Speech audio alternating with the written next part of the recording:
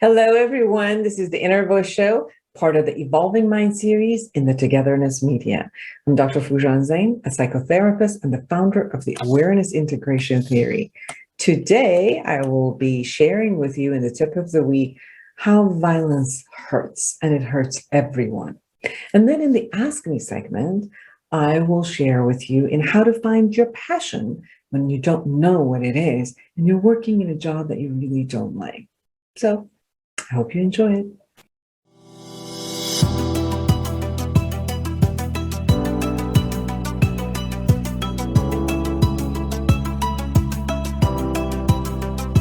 Here's a tip of the week.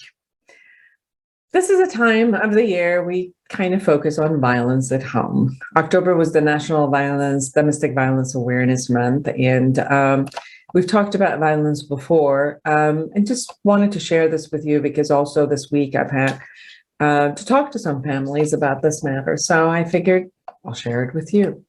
So let's define violence: any act involving physical or verbal force intended to hurt, damage, or kill someone. The strength of emotion and unpleasant or destructive natural force.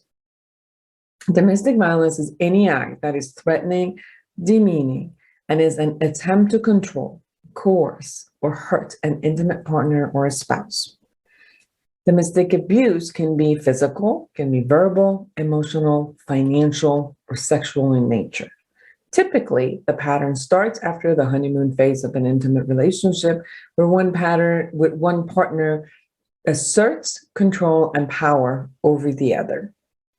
This pattern then escalates from a tension-building phase to an explosion, proceeding with some type of remorse and calm period.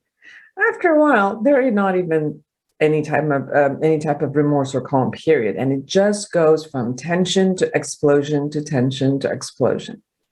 Usually, the controller minimizes the impact of their behavior, and the victim holds lots of pain and shame and minimizes the pain they're getting, and they stay. The victim endures, usually due to fear of being harmed more, being abandoned, or their families being harmed, or for the sake of their children. At times, relationship becomes an addictive cycle where the victim hopes for the next honeymoon cycle and thinks that if only she or he does what the abuser wants, it will all go back to normal beginning. Unfortunately, when this condition is not addressed or treated, the violence only gets worse, producing traumas, injuries, and possibly death. So become aware and recognize signs of domestic violence. See this within your own self or any friends that you have. Does your partner belittle and embarrass you in front of your friends and family? Does your partner belittle your accomplishments and you kind of feel like nothing around them? Does the partner use threats or intimidation to make you do what you were told when they say it and you've got to do it? Do they get physical, hit, grab, push, pinch, shove, or choke you? They use drugs or alcohol as an excuse for saying hurtful things. They blame you for their behavior.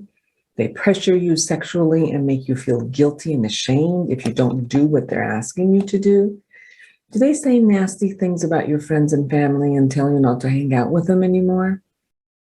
Do they keep you from leaving the fight to have more control over you? Do they control all aspects of finances and make you beg for money? Do they break things or throw items at you during a fight? If anything that I said was familiar to you, you need support. If you are the person who's behaving this way, please seek to get help to learn how to manage your anger and anxiety that creates the need to be controlling in this way. You might be depressed or have a mental condition that is not treated, or learn behaviors that are not suitable. This behavior will take away the love and intimacy you also need in your relationship. Therapy can support you to deal and release the pent-up anxiety, rage, and depression. You can learn how to manage your need to control the surrounding and trust yourself and trust your mate. You also benefit from skills that support you to manage your anger, release them, and communicate in a healthy way. If you are the recipient of what I shared, get support from therapy or any of the domestic violence centers, which offers counseling groups and even shelter if it's needed. At times, victims fall into a pattern of provoking the anger, even when the partner is not in an explosive space. They might see this space as a safe time to address and talk about what their needs are, their pain, their anger, their hurt for being abused. And this sometimes triggers more cycle of violence for them. After a while, helplessness and hopelessness occurs, and we just don't move. You need to be safe, be healed, and stop the cycle. Therapy can support you to raise your self-esteem, confidence, and courage to take a stand for yourself, set boundaries, and be treated lovingly. An intimate relationship is a space to create love, intimacy, friendship, and partnership, cooperation, and trust. Violence destroys all of it. You deserve to have a loving relationship. For more observational, integrative skills, go to my book, Life Reset, the Awareness Integration Path to Create the Life You Want. Thank you.